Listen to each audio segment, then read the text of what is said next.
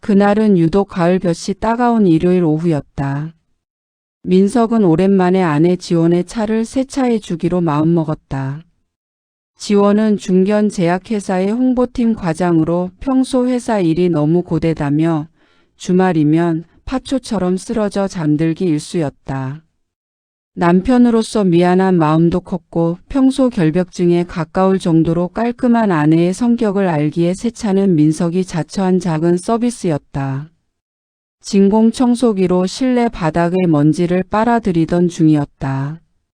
조수석 시트를 최대한 뒤로 밀어내자 평소에는 보이지 않던 구석진 레일 틈새에 검은색 천 뭉치가 끼어 있는 것이 보였다. 민석은 처음엔 아내가 흘린 머리망이나 스타킹 올이 나간 쓰레기인 줄 알았다. 하지만 손을 뻗어 그것을 끄집어냈을 때 손가락 끝에 닿는 감촉은 예상보다 훨씬 매끄럽고 서늘했다. 그것은 검은색 스타킹이었다. 하지만 민석이 평소 보아온 지원의 단정한 오피스룩 스타킹이 아니었다. 민석이 그것을 펼쳐 들었을 때 그는 자신의 눈을 의심했다. 가랑이 부위가 인위적으로 그리고 정교하게 절개되어 있는 미트임 스타킹이었다. 민석의 머릿속이 순간 하얗게 전멸했다. 40대 중반으로 접어든 민석의 상식 안에서 이런 물건은 성인용품점이나 은밀한 성적 취향을 다루는 영상 속에서나 존재했다.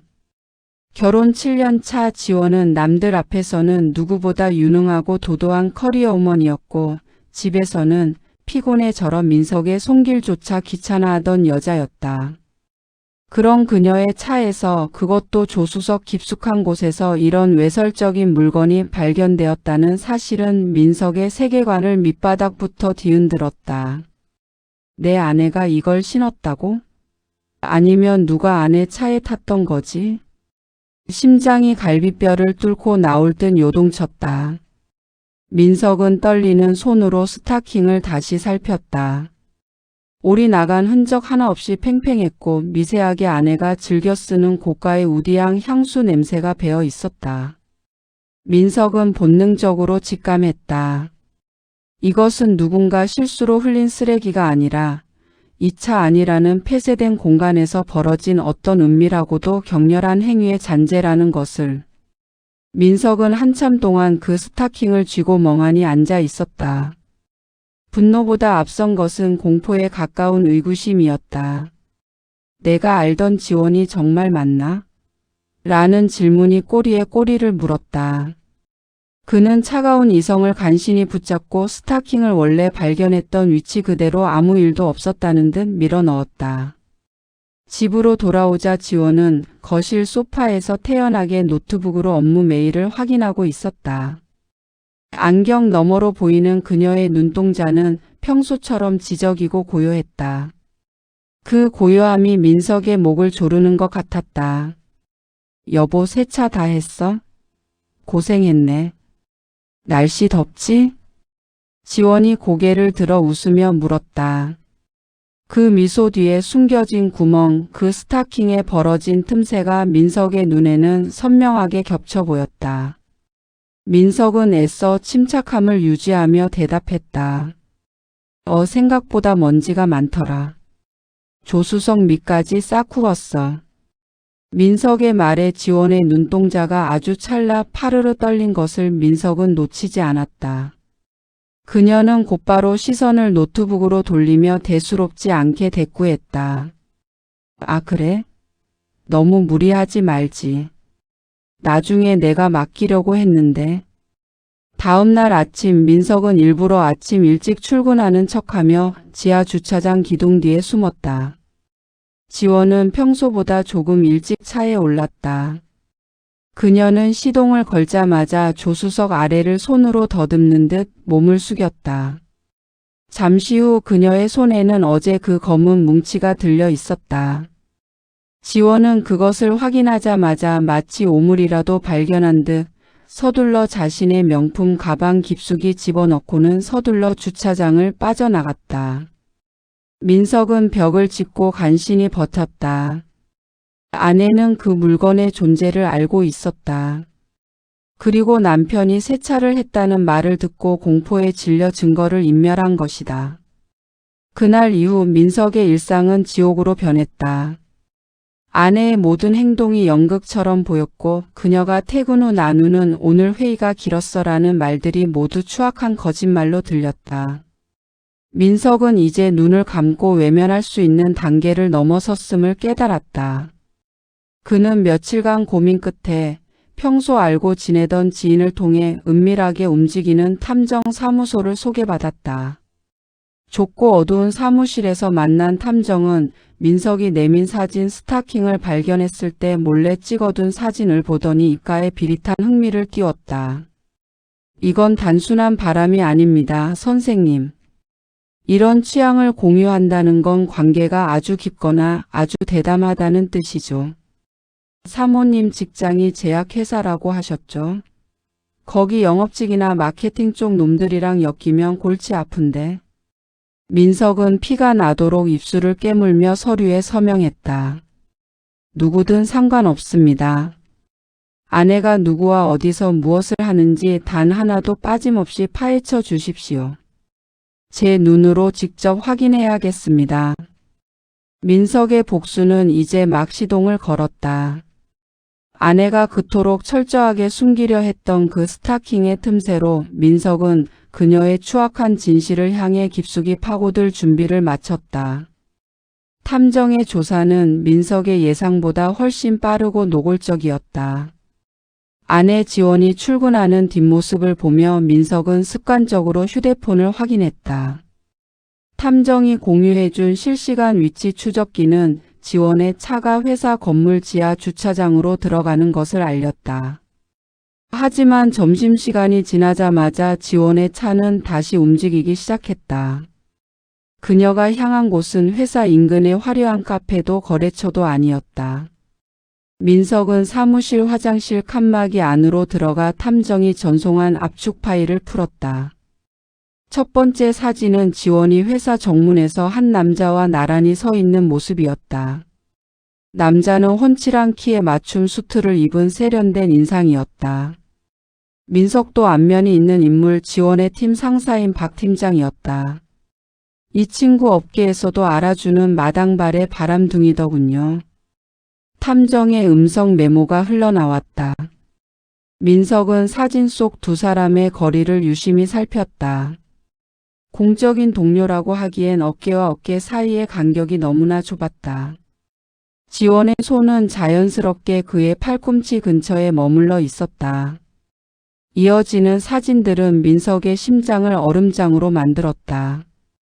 지원과 박 팀장은 각자의 차를 몰고 회사에서 20분 정도 떨어진 한적한 물류 창고 근처 공터로 향했다. 그곳은 대형 트럭들이나 지나다니는 외진 곳이었다. 지원은 주변을 살피더니 익숙하게 박 팀장의 차 조수석으로 옮겨 탔다. 탐정의 카메라는 망원 렌즈를 통해 차 안의 실루엣을 집요하게 포착했다. 선팅된 유리 너머로 보인 것은 충격적이었다. 지원은 자신의 치마를 걷어 올린 채 조수석 시트를 뒤로 젖히고 있었다. 그 순간 민석의 눈에 번뜩이는 것이 보였다. 며칠 전 아내의 차 안에서 발견했던 것과 똑같은 광택의 검은색 미트입 스타킹이었다. 팀장님, 누가 보면 어떡해. 도청 장치를 통해 들려오는 지원의 목소리는 민석이 알던 아내의 것이 아니었다.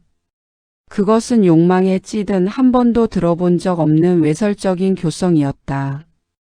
누가 본다고 그래. 여긴 우리밖에 없어. 그나저나 이 스타킹 정말 잘 어울려. 당신 남편은 이런 거 있는 줄도 모르지? 태준의 저열한 목소리가 이어졌다. 민석은 화면을 끄고 싶은 충동과 끝까지 확인해야 한다는 오기가 뒤섞여 몸을 떨었다. 한바탕 폭풍 같은 시간이 지나고 두 사람은 차 안에서 담배를 나눠 피우며 대화를 나눴다. 민석은 볼륨을 최대한 높였다. 팀장님, 이번 주말 출장. 유리도 같이 가는 거 맞죠? 당연하지. 신입 교육 명목인데 걔를 빼놓으면 섭섭하지. 유리 걔도 벌써부터 들떠서 호텔 어디냐고 묻고 난리야. 민석은 기를 의심했다. 유리? 유리는 지원의 팀에 들어온 지 얼마 안 된 20대 중반의 신입사원이었다. 아내는 지금 자신의 직장 상사와 바람을 피우는 것도 모자라 그 상사가 신입사원과도 관계를 맺고 있다는 사실을 알고 있는 듯 했다. 유리가 저보다 더 좋아하면 어떡해요? 팀장님 취향은 확실히 어린 애들 쪽이잖아. 무슨 소리야? 지원 씨처럼 성숙한 맛이 있어야지. 유리 걔는 그냥 우리가 가르치는 재미가 있는 거고. 이번에 삼척 가면 셋이서 아주 끝장나게 놀아보자고. 지원은 까르르 웃으며 태준의 뺨에 입을 맞췄다. 좋아요. 걔 스타킹은 제가 골라줄게요. 저랑 세트로 입혀놓으면 팀장님 코피 터질지도 몰라요. 민석은 변기 뚜껑을 내리치고 주저앉았다. 분노를 넘어선 구역질이 밀려왔다. 단순한 외도가 아니었다. 그들은 직장이라는 울타리 안에서 팀워크라는 이름 아래 추악한 성적 공생 관계를 맺고 있었다. 아내는 상간남의 또 다른 여자와 경쟁하는 것이 아니라 오히려 그녀를 동료 삼아 한 남자와의 기괴한 유의를 공유하고 있었던 것이다. 민석은 떨리는 손으로 탐정에게 문자를 보냈다. 내일 삼척 출장 무조건 쫓아가세요. 새 놈이 한 방에 들어가는 순간 하나도 빠짐없이 다 찍으십시오. 단 한 프레임도 놓치지 마세요. 복수심이 민석의 뇌를 지배했다. 아내가 집으로 돌아와 오늘 회의가 너무 힘들었다며 어깨를 주무를 때 민석은 소름 끼치는 미소를 지으며 속으로 중얼거렸다. 그래, 그 셋의 공생이 얼마나 화려하게 무너지는지 내가 직접 보여주지. 지옥의 문은 이미 열려 있었고 민석은 그들을 그 구렁텅이로 밀어 넣을 준비를 마쳤다. 삼척으로 향하는 길은 끝도 없이 멀고 지루했다. 하지만 민석의 가슴 속에서 타오르는 증오의 불길은 식을 줄 몰랐다. 그는 강 형사의 차량을 200m 뒤에서 따라붙었다. 고속도로를 달리는 내내 아내 지원이 탄 박 팀장의 세단은 가끔 휴게소에 들렀고 그때마다 세 사람의 웃음소리가 무전기를 통해 민석의 차 안으로 비릿하게 흘러들어왔다. 박 팀장님, 이번에 예약한 리조트 진짜 대박이에요. 오션뷰가 예술이라던데. 신입사원 유리의 앳된 목소리가 들렸다. 민석은 핸들을 쥔 손에 힘을 주었다. 유리는 아내가 평소 싹싹하고 일 잘하는 동생이라며 칭찬하던 그 아이였다. 집으로 데려와 과일을 대접한 적도 있었다. 그 선한 얼굴 뒤에 이런 추악한 욕망이 숨어 있었을 줄이야. 유리야, 거기는 뷰만 좋은 게 아니야. 침대가 그렇게 넓다더라. 우리 셋이 굴러다녀도 남을 정도로. 아내 지원의 목소리가 이어졌다. 민석은 귀를 의심했다. 아내의 목소리엔 질투나 거부감은커녕 오히려 은밀한 흥분과 기대가 서려 있었다. 와 언니, 저 기대해도 되는 거죠? 팀장님이 저번에 사주신 스타킹 오늘 입으려고 챙겨왔거든요. 나도 챙겼어. 아까 백화점에서 산 거 너랑 세트야. 우리 오늘 팀장님 정신 못 차리게 만들어보자. 태준의 껄껄거리는 웃음소리가 대미를 장식했다. 하하, 이래서 내가 우리 팀원들을 사랑한다니까. 환상의 팀워크 아냐 이거? 민석은 눈을 질끈 감았다. 공생. 그들이 말하는 그 단어의 의미가 이토록 구역질 나는 것일 줄은 몰랐다. 그들은 서로의 치부를 가려주는 공범이자 쾌락을 극대화하기 위해 결탁한 짐승들이었다. 리조트에 도착한 것은 해가 뉘엿뉘엿지고 바다 안개가 밀려올 무렵이었다. 그들은 익숙하게 체크인을 마치고 최상층 스위트룸으로 향했다. 민석은 강 형사가 미리 확보해둔 바로 옆방으로 숨어들었다. 벽 하나를 사이에 두고 강 형사가 설치한 특수 지향성 마이크가 옆방의 소리를 여과 없이 전달했다. 띠릭 도어락 열리는 소리가 들리고 잠시 후 와인 코르크 따는 경쾌한 소리가 들려왔다. 자, 건배하자고. 이번 분기 실적 1등 한 기념, 그리고 우리 셋의 영원한 우정을 위해서. 태준의 건배 제의에 이어 잔 부딪히는 소리가 났다. 술이 몇 잔 들어가자 대화는 급격히 노골적으로 변했다. 팀장님, 저 사실 언니가 처음에 같이 하자고 했을 때 좀 놀랐거든요. 근데 지금은 너무 좋아요. 회사 생활이 하나도 안 지루해. 유리의 고백에 지원이 웃으며 대꾸했다. 유리야, 남자는 공유할수록 가치가 높아지는 거야. 특히 팀장님 같은 남자는 혼자 차지하기 아깝잖아. 우리 남편 같은 나무토막이랑 살다 보면 너도 내 마음 이해할 거다. 아, 언니 남편분. 저번에 보니까 인상은 좋으시던데. 밤에는 좀 별로인가 봐요. 말도 마. 그냥 정석대로만 하려고 하니까 금방 질려. 이런 자극이 없으면 인생이 무슨 재미니? 자, 이제 수다 그만 떨고 옷부터 갈아입자. 팀장님 기다리시잖아. 부스럭거리는 소리와 함께 옷가지가 바닥에 떨어지는 소리가 들렸다. 민석은 벽에 귀를 대고 숨을 죽였다. 잠시 후 태준의 탄성이 터져 나왔다. 세상에. 둘이 똑같이 입으니까 진짜 환상인데? 지원 씨는 역시 블랙이 잘 어울리고 유리는 레드가 딱이야. 그 밑트임. 볼 때마다 예술이라니까. 팀장님, 눈 돌아가는 소리 여기까지 들려요. 누가 먼저예요? 유리의 도발적인 물음에 지원이 요염하게 웃었다. 누가 먼저면 어때? 어차피 셋이 같이 할 건데. 유리야, 너는 팀장님 뒤에서 안아드려. 나는 앞에서 시작할게. 이후 들려오는 소리들은 지옥의 오케스트라였다. 세 사람의 거친 숨소리 방 안을 가득 채웠다. 태주는 두 여자의 몸을 번갈아 탐하며 왕이라도 된 양 군림했다. 아, 좋다. 지원아, 유리야. 우리 다음 출장은 제주도로 갈까? 거기 내가 아는 풀빌라 있는데 거기선 실컷 소리 질러도 아무도 몰라.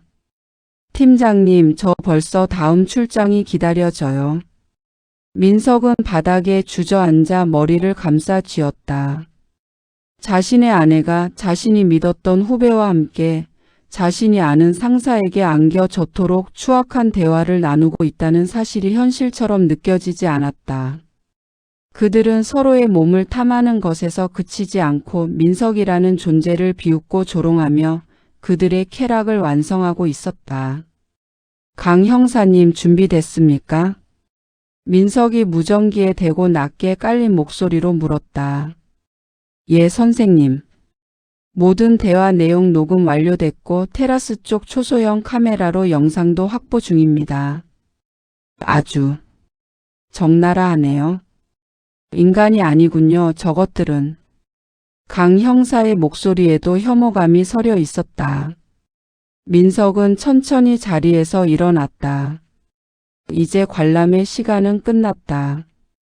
아내가 그토록 찬양하던 공생의 현장을 산산조각 낼 시간이었다. 민석은 가방에서 미리 준비한 물건들을 꺼냈다. 세 사람의 이름이 적힌 흰색 봉투 3개. 그리고 아내의 차에서 발견했던 것과 똑같은 디자인의 스타킹 한 켤레였다. 지원아, 내가 좋아하는 이 스타킹이 내 목을 재는 밧줄이 될 거야. 방 안에서는 여전히 세 사람의 광란이 최고조를 향해 치닫고 있었다. 민석은 심호흡을 한 뒤 문을 힘껏 걷어찼다. 쾅. 폭음과 함께 문이 열리고 눈앞에 펼쳐진 광경은 탐정의 보고서보다 훨씬 더 참혹하고 더러웠다. 실오락이 하나 걸치지 않은 채 엉켜있던 세 사람의 시선이 일제히 민석에게 꽂혔다. 여보? 지원의 비명이 정적을 깨뜨렸다. 태주는 당황해 침대 밑으로 떨어졌다. 민석은 차가운 눈빛으로 그들을 내려다보며 들고 있던 스타킹을 그들의 침대 위로 천천히 던졌다. 연수 중이라더니 실기 수업이 꽤나 열정적이네. 나도 좀 끼워주지 그랬어?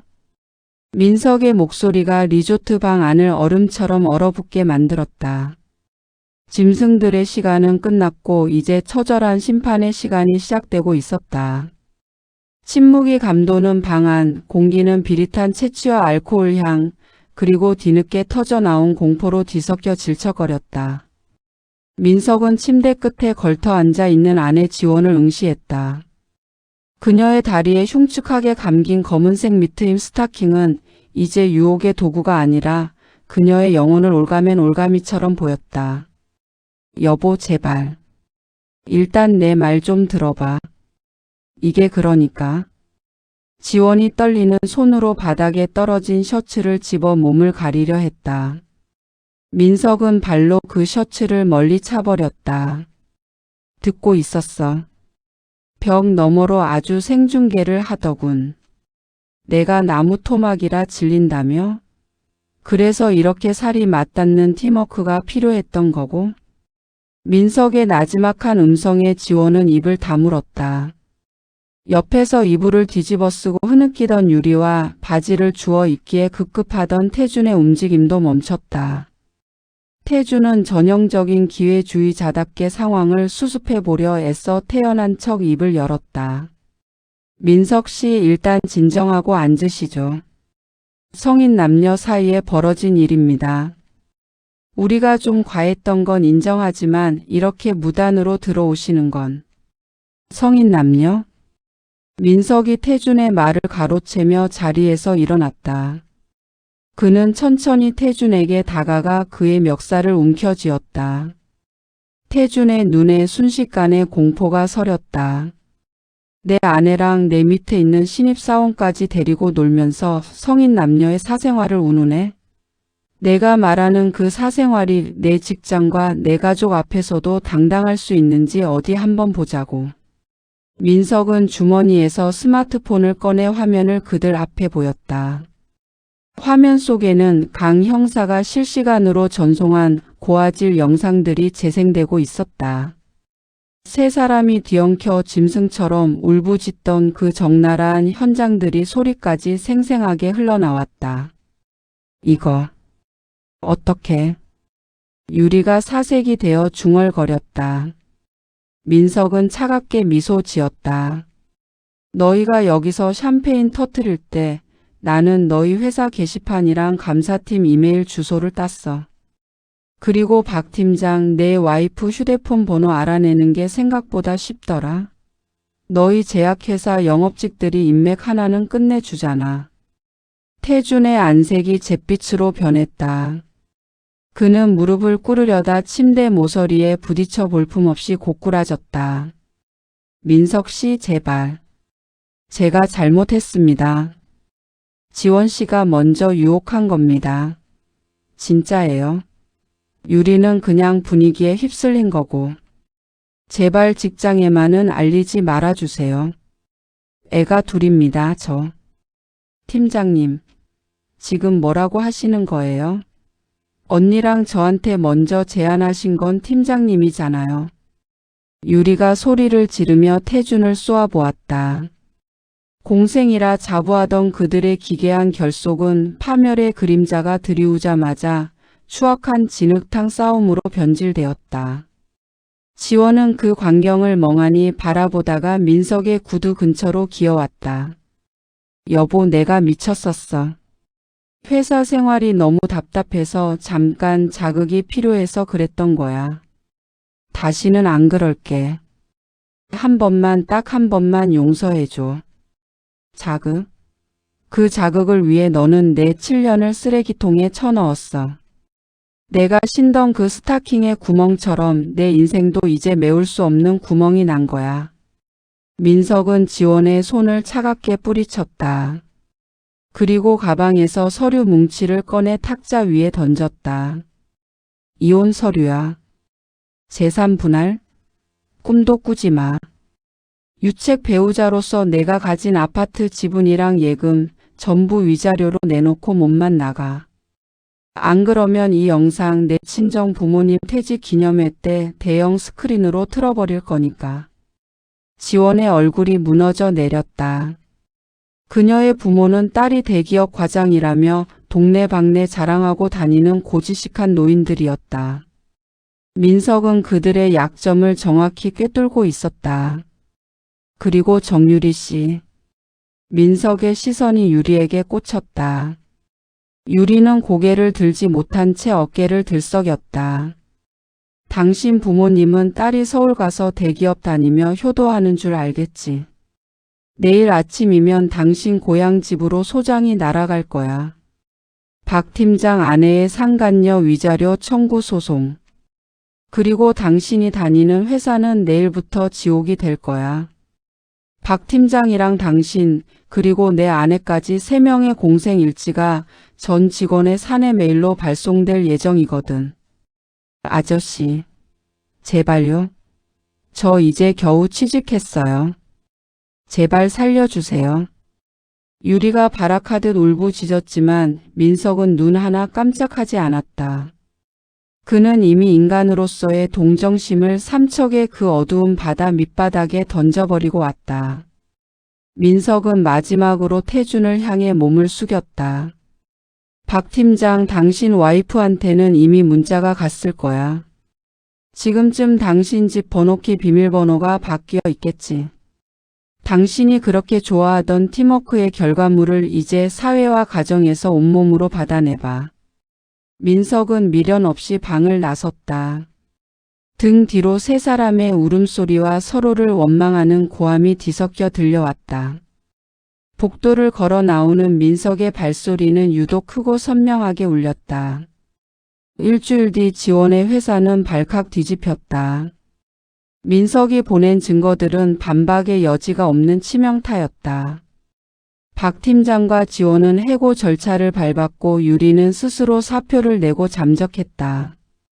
태준의 아내는 이혼 소송과 동시에 상간녀인 지원과 유리를 상대로 거액의 손해배상을 청구했다. 민석은 텅 빈 집 거실에 앉아 홀로 위스키를 따랐다. 아내의 짐이 빠져나간 자리는 허전했지만 평온했다.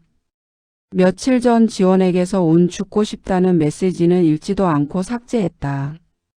그는 이제 안다. 배신은 용서받을 수 있는 실수가 아니라 영혼에 새겨진 문둥병 같은 것이라는 사실을. 민석은 잔을 들어 허공에 건배했다. 공생? 아니, 이제는 각자 도생이지. 창밖으로 보이는 서울의 야경은 평화로웠다. 그 화려한 불빛 아래 수많은 조수석 밑에 비밀들이 숨어 있겠지만 적어도 민석의 삶에서 그 어두운 그림자는 영원히 거쳤다. 그는 차가운 술을 단숨에 들이키며 자신을 속박했던 7년의 세월을 비로소 떠나보냈다. 새로운 아침이 밝아오고 있었다. 민석은 처음으로 아내의 향수 냄새가 나지 않는 맑은 공기를 들이마시며 깊은 잠에 빠져들었다. 지옥 같은 연극은 끝났고 이제 오롯이 그만의 삶이 시작되고 있었다. 이혼 소송과 상간남 위자료 청구 소송은 민석의 압승이었다. 강 형사가 수집한 그날의 영상과 도청 기록은 법정에서 반박 불가능한 증거로 채택되었다. 지원 측 변호사는 민석의 증거 수집 과정의 불법성을 물고 늘어졌으나 이미 가정이 파탄난 상태에서 부정행위의 증거가 워낙 명백하고 방대했기에 대세를 꺾을 순 없었다. 판결문은 냉혹했다. 지원은 유책 배우자로서 아파트 지분 대부분을 포기해야 했고 민석에게 거액의 위자료를 지급하라는 명령을 받았다. 박 팀장 역시 민석이 제기한 상간남 소송에서 패소해 전 재산에 가까운 합의금과 위자료를 물어내야 했다. 법원을 나오는 길 민석은 초췌해진 지원과 마주쳤다. 화려한 커리어 우먼의 자태는 온데간데없고 푸석푸석한 얼굴에 초점 없는 눈동자만이 그녀가 겪은 파멸을 대변하고 있었다. 민석 씨, 꼭 이렇게까지 해야 했어? 나 이제 갈 곳도 없어. 지원의 갈라진 목소리에 민석은 멈춰 서지 않았다. 그저 차가운 눈빛으로 그녀를 스쳐 지나가며 나직이 읊조렸다. 내가 그 스타킹을 신었을 때 내가 갈 곳은 이미 정해져 있었어. 그곳이 길바닥이든 지옥이든 그건 더 이상 내 알 바 아니야. 그로부터 1년 뒤 민석은 지인을 통해 지원의 근황을 전해 들었다. 소문은 잔인하고도 정확했다. 업계에서 변태적 사내 불륜의 아이콘으로 낙인 찍힌 지원을 받아주는 회사는 어디에도 없었다. 제약업계는 생각보다 좁았고 박 팀장과 유리가 연루된 그 기괴한 공생의 전말은 이미 전설처럼 퍼져 있었다. 그 여자 요즘 경기도 외곽의 한 공장 단지 식당에서 주방 보조로 일한다더군. 친했던 동료가 술잔을 기울이며 씁쓸하게 말을 이었다. 아침마다 고무장마를 신고 음식 쓰레기를 치운다는데 예전에 그 도도하던 모습은 상상도 못할 정도래. 방 한 칸짜리 월세 살면서 고시원비 내기도 빠듯하다는 소문도 있고. 지원은 퇴직금마저 소송 비용과 위자료로 다 날린 채 연고도 없는 곳에서 하루하루를 연명하고 있었다. 그녀가 그토록 갈구하던 자극과 유의의 대가는 혹독했다. 명품 구두 대신 젖은 장화를 신고 에르메스 향수 대신 짙은 짠내와 기름기에 절어가는 삶. 그것이 그녀가 선택한 쾌락의 최종 정착지였다. 상간남이었던 박 팀장의 최후도 비참했다. 아내에게 이혼당하고 양육비와 위자료에 허덕이던 그는 결국 사채까지 손을 댔다가 신용불량자가 되어 잠적했다. 신입사원 유리는 이름을 바꾸고 지방으로 내려가 유흥업소를 전전한다는 소문만이 무성했다. 민석은 창밖의 차가운 겨울바람을 바라보았다. 한때 자신의 세상이었던 여자가 무너지는 소리는 생각보다 경쾌하지 않았다. 그저 공허할 뿐이었다. 하지만 그는 후회하지 않았다. 민석은 주머니에서 새로 산 차 열쇠를 만지작거렸다. 이제 그의 차 조수석에는 더 이상 기괴한 스타킹도 비릿한 거짓말도 존재하지 않는다. 여보, 늦겠어. 빨리 와요.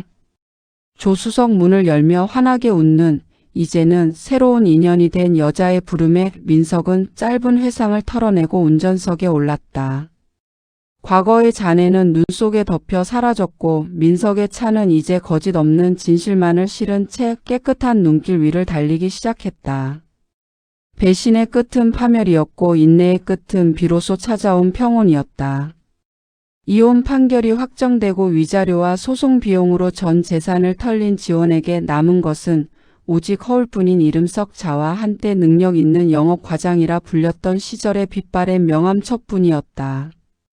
월세 40만 원짜리 곰팡이 핀 지하 단칸방에서 지원은 매일 밤 소주를 들이켜며 복수를 꿈꿨다. 하지만 그녀가 꿈꾸는 복수는 민석을 향한 것이 아니라 다시 예전의 화려한 삶으로 복귀하는 것이었다. 내가 이대로 끝날 줄 알아? 나를 도와줄 사람은 얼마든지 있어. 지원은 떨리는 손으로 예전 업체 미팅에서 만났던 이 사장에게 전화를 걸었다. 그는 제약회사 영업 시절 지원의 능력을 높이 사며 언제든 곤란한 일이 생기면 연락하라던 자산가였다. 어이구, 이게 누구야? 한지원 과장 아니야? 소문은 들었네만 목소리 들으니 반갑구먼. 수학이 넘어 이 사장의 목소리는 의문스러웠다. 지원은 자존심을 굽히고 최대한 가련한 목소리로 대답했다. 사장님, 저 너무 힘들어요. 아시다시피 오해 때문에 모든 걸 잃었거든요. 사장님 회사 마케팅 대행이라도 맡겨주시면 정말 잘할 자신 있는데. 한 번만 기회를 주세요. 한 과장 실력이야 내가 잘 알지. 근데 말이야, 세상에 공짜가 없다는 것도 잘 알 텐데. 오늘 저녁에 내가 자주 가는 호텔 일식당으로 오게나. 거기서 천천히 얘기해보지. 지원은 희망을 가졌다. 그녀는 시장 바닥에서 산 싸구려 원피스를 꺼내 입고 유통기한이 지난 화장품으로 억지로 얼굴을 꾸몄다. 예전의 귀티는 사라졌지만 오히려 삶에 찌든 묘한 태페미가 그녀의 전매 특허였던 도발적인 분위기를 자아냈다. 호텔 식당에서 만난 이 사장은 지원의 손등을 끈적하게 문지르며 술을 권했다. 지원은 역겨움을 참으며 웃음을 지었다. 이 사장은 지원의 경제적 궁핍을 빤히 알고 있었다. 내가 이번에 신규 브랜드 런칭하는데 홍보이사 자리가 비어 있어. 연봉도 전 직장보다 더 쳐줄 수 있고. 어때, 관심 있나? 정말요, 사장님? 저 정말 열심히 할게요. 지원의 눈이 번뜩였다. 하지만 이 사장의 눈은 지원의 깊게 파인 가슴골에 고정되어 있었다. 열심히만 해서 되나? 성의를 보여야지. 일단 오늘은 근처 내 개인 오피스에서 계약 조건 좀 구체적으로 따져보자고. 지원은 본능적으로 직감했다. 그가 원하는 것은 홍보이사로서의 능력이 아니라 바닥으로 추락한 한지원이라는 여자의 몸이라는 것을. 하지만 당장 내일의 월세와 끼니를 걱정해야 하는 그녀에게 거절할 권리는 없었다. 지원은 그날 밤 이 사장의 은밀한 사무실 소파 위에서 짐승 같은 유린을 견뎌냈다. 머릿속으로는 오직 이사라는 직함과 통장에 찍힐 돈만을 생각하며 입술을 깨물었다. 그날 이후로도 지원은 이 사장이 부를 때마다 달려갔다. 그는 때때로 지원에게 예전보다 훨씬 더 자극적인 차림을 요구했다. 지원은 삼척에서의 기억을 떠올리며 그가 던져준 명품 스타킹을 다시 신었다. 사장님, 이제 계약서 써주시는 거죠? 저 벌써 2주나 기다렸어요. 지원이 알몸에 가운만 걸친 채 애원하듯 묻자 이 사장은 담배 연기를 내뿜으며 비웃듯 대답했다. 한 과장 성격 급하긴. 내가 검토 중이라니까. 아, 그리고 내일은 내 친구 김 회장도 같이 보세나. 그 양반이 자네 소문 듣고 아주 궁금해 하더라고. 그 양반 비위만 잘 맞추면 투자도 받을 수 있어. 지원은 심장이 내려앉는 것 같았다. 한 명도 모자라 이제는 접대용 놀이개로 자신을 돌리려 한다는 사실에 모멸감이 치밀었다. 하지만 이 사장은 싸늘하게 덧붙였다. 싫으면 관둬. 자네 같은 처지에 내 수발이라도 드는 걸 다행으로 알아야지. 지금 나가면 자네가 쓴 카드값 내가 대납해 준 거 다 토해내야 할 텐데. 결국 지원은 이 사장의 친구들 앞에서도 웃음을 팔고 몸을 던져야 했다. 그녀는 자신이 다시 상류 사회로 올라가는 사다리를 타고 있다고 믿으려 애썼다. 그들이 내뱉는 조금만 기다려 곧 자리 마련해 줄게라는 달콤한 거짓말을 동화줄처럼 붙들었다. 하지만 배신은 순식간이었다. 한 달 뒤 이 사장의 사무실을 찾아간 지원은 입구에서 경비원들에게 가로막혔다. 사장님 뵈러 왔어요. 저 홍보이사로 임명될 사람이라고요. 이 사장님 오늘 아침에 미국으로 출국하셨습니다. 당분간 안 들어오신대요. 그리고 사장님 지시인데 앞으로 한지원 씨 절대 들이지 말라고 하셨습니다. 뭐라고요? 그럴 리가 없어요. 저랑 약속했다고요. 지원은 경비원의 손을 뿌리치고 소리를 질렀지만 돌아온 것은 차가운 멸시의 시선뿐이었다. 그때 지원의 휴대폰으로 메시지 하나가 도착했다. 이 사장이었다. 한 과장 그동안 즐거웠어. 덕분에 친구들 사이에서 내 체면이 좀 섰네. 아, 그리고 미안한데 그 홍보이사 자리 내 조카가 앉기로 했어. 자네 실력이야 좋지만 소문이 너무 안 좋아서 우리 이사회가 반대하더라고. 수고해. 지원은 그 자리에 주저앉았다. 몸을 바쳐 얻어내려 했던 모든 것이 신기루처럼 사라졌다. 그녀가 믿었던 인맥들은 그녀를 돕기 위해 접근한 것이 아니라 추락한 여자를 가장 저렴한 가격에 맛보기 위해 몰려든 하이에나들이었다. 지원은 텅 빈 눈으로 자신의 다리를 내려다보았다. 낡은 구두 사이로 올이 나간 스타킹이 보였다. 한때 남자를 홀리던 무기였던 그것은 이제 그녀의 처참한 몰락을 증명하는 걸레 조각에 불과했다. 아! 지원의 비명이 빌딩 숲 사이로 공허하게 퍼졌다. 민석을 배신하고 선택했던 쾌락의 대가는 끝없는 추락이었고 그 추락의 끝에는 그 무엇보다 잔인한 배신이 기다리고 있었다. 이제 그녀에게 남은 것은 아무것도 없었다. 돈도 명예도 그리고 인간으로서의 최소한의 존엄조차 하이에나들의 이빨 사이에 갈기갈기 찢겨나갔다. 지원은 비틀거리며 빗물 섞인 거리를 걷기 시작했다. 등 뒤로 비웃는 듯한 환청이 들려왔다. 삼척에서 자신이 내뱉었던 말, 남자는 공유할수록 가치가 높다던 그 오만한 목소리가 부메랑이 되어 그녀의 가슴을 난도질하고 있었다. 드디어 막장 드라마의 회원 가입이 시작되었습니다. 당신의 인생이 드라마가 됩니다. 막장 드라마 채널 멤버십으로 주인공이 되세요. 매일매일 남의 이야기만 보며 속으로 내 인생이 더 막장인데? 라고 외치고 계신가요? 현실보다 더 리얼하고 상상을 초월하는 사연들로 꽉 찬 막장 드라마 채널이 이제 당신의 이야기를 기다립니다. 구독 버튼만으로는 부족해요. 막장 드라마의 진정한 주인공이 될 수 있는 특별한 기회, 멤버십 가입으로 잡으세요.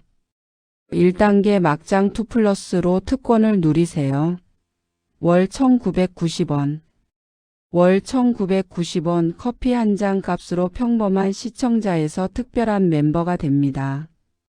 회원 전용 영상 무제한 시청은 기본. 오직 회원만이 볼 수 있는 비밀 콘텐츠를 마음껏 누리세요. 게다가 댓글이나 실시간 채팅 시 당신의 닉네임 옆에 가입 기간에 따라 빛나는 특별한 회원 배지가 부여됩니다. 채널 커뮤니티에서 당신의 존재감을 확실하게 드러내고 특별 대우를 받아보세요. 2단계 막장 트리플 플러스로 당신의 사연에 생명을 불어넣으세요. 월 12,000원. 이것이 바로 막장 드라마 멤버십의 하이라이트이자 당신이 가입해야 할 가장 큰 이유입니다. 당신의 인생 막장 스토리가 드라마 대본으로 탄생합니다. 어디 가서도 말 못했던 가슴속에 묻어뒀던 그 기막힌 사연을 저희에게 보내주세요. 막장 드라마 제작진이 당신만의 사연을 바탕으로 한 단독 드라마 대본을 직접 작성하여 제공해 드립니다. 12,000원으로 당신의 억울함, 분노, 복잡한 감정을 고퀄리티 드라마 대본으로 승화시키세요. 이보다 더 통쾌한 해소와 대리 만족은 없습니다.